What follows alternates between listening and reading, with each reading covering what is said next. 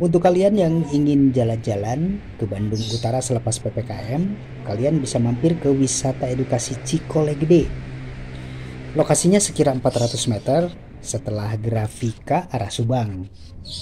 Berada di pinggir jalan utama Bandung Subang, lokasi ini sangat strategis. Hanya saja lokasi ini baru dibuka selepas PPKM ya. Tapi bocoran nih, lokasinya memang sangat strategis dan nyaman untuk sekedar ngaso sehabis perjalanan Bandung Subang. Wisata edukasi Cikole Gede dikelola oleh Kelompok Usaha Perhutanan Sosial atau KUPS Sangkuriang Pajajaran. Tidak cuma tempat ngaso sih, nantinya setelah dibuka, objek wisata ini akan menjadi tempat edukasi ekologi, kesenian dan budaya, serta pengembangan SDM UMKM.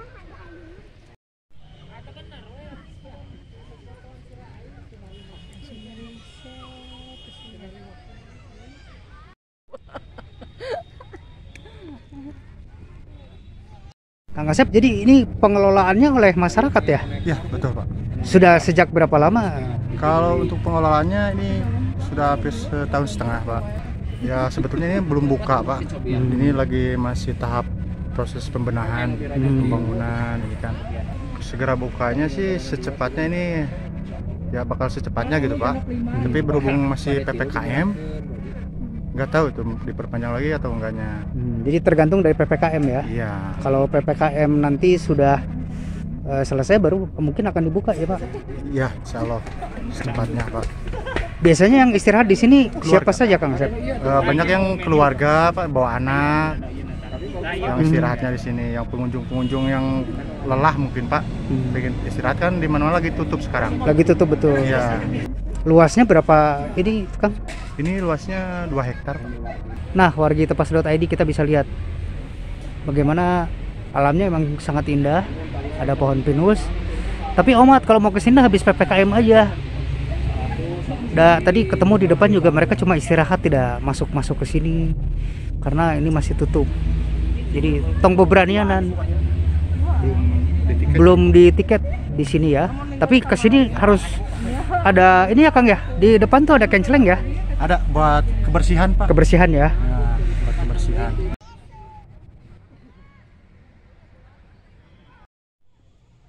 Naon deui ya teh? Artina naon deui?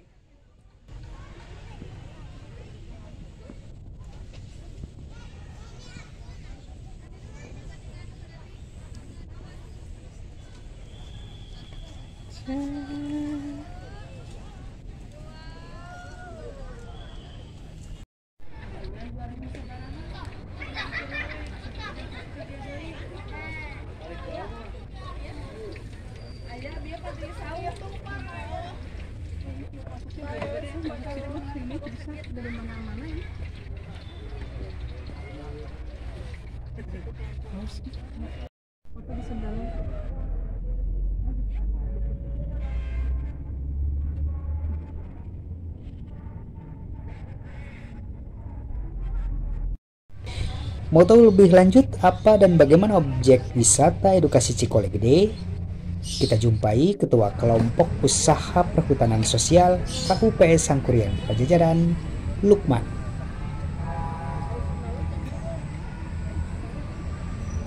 KUPS itu salah satunya kelompok usaha perhutanan sosial di bawah naungan kelompok yang namanya kelompok ini Sangkuriang Pajajaran. Kebetulan saya sebagai ketua umumnya di sini ingin tujuannya melestarikan ataupun mensejahterakan masyarakat yang ada di sekitar wilayah hutan yang terdekat di wilayah hutan. Nah itu salah satunya. Nah kemudian dinamai apa nih Kang ininya objek wisatanya nanti? Nah ini untuk objek wisata kita disebut dengan kawasannya, temanya destinasi wisata di bidang edukasi Kampung Cikole Gede. Gitu. Terdiri dari beberapa program yang akan kita selenggarakan. Salah satunya di edukasi di bidang UMKM. Karena penduduk khususnya yang berdekatan dengan wilayah ini, yang di Desa Cikole, banyak para pengrajin ataupun para pelaku UMKM yang notabene dia dipandang sebelah mata oleh para pemerintah setempat, ataupun kadang ada sebagian yang tidak peduli terhadap pengembangan daripada UMKM yang ada di Desa Cikole. Jadi kenapa tidak kita sebagai kelompok Sangkuriang Pajajaran menjadi satu wadah bagi mereka para pelaku UMKM. Terus ada kuliner, ada yang disebut kaulinan zaman tempo dulu kaulinan anak.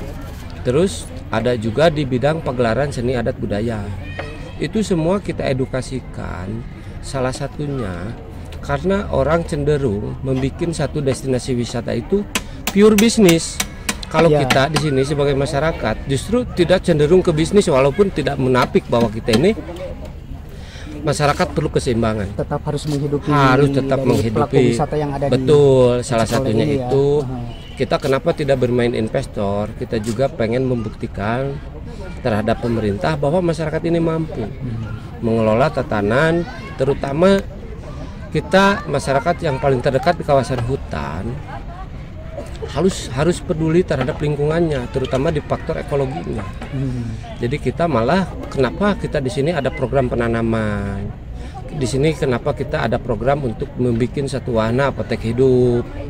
Salah satunya di bidang edukasi pun di sini bahkan ada barangkali ada rekan-rekan yang minat untuk belajar seni, terus kuliner, terus nanti di edukasi UMKM.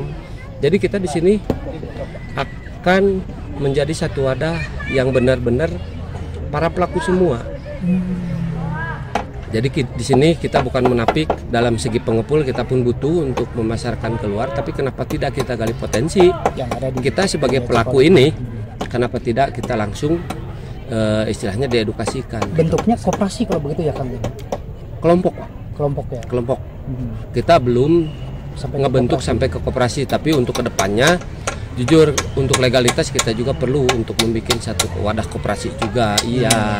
Tapi itu nanti justru kita ke ranah pengembangan, Pak. Kalau sekarang kita di sini kelompok usaha wisata. Kelompok usaha aja dulu, terus kita merubah pola pikir khususnya paradigma masyarakat terhadap lingkungannya. Salah satunya di sini kan nanti untuk kedepannya kalau toh kita udah siap, di sini tidak diperbolehkan si konsumen ataupun pengunjung itu membawa makanan plastik khususnya itu kita nanti akan kejar target kita sampai ke sana, tapi kita belum memungkinkan ke arah sana, tapi kita akan berusaha ke arah sana. Nah, untuk buka sendiri nanti kapan rencananya nih Kak?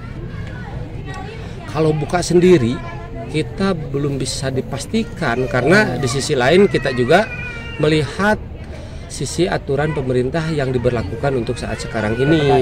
Ya salah satunya kan PPKM. Yang keduanya kita masih kena musibah di pandemi ini. Nah itu salah satunya kita belum bisa memastikan bahwa kita kapan soft launching ataupun kapan grand opening. Nah itu salah satunya kita belum, tapi target itu harus ada. Tetap kita di target ini diperkirakan ini awal tahun depan kita udah mengadakan soft launching. Hanya kalau masyarakat sekedar mampir boleh aja asal tidak berkerumun barangkali begitu. Betul. Nah itu kenapa kita pakai di alam terbuka ini. Jadi supaya si masyarakat ini yang pertama mereka menghilangkan rasa penat.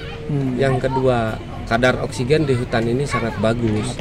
Yang ketiga kita kenapa pakai lahan yang agak luas supaya si masyarakat ini tidak berkerumun.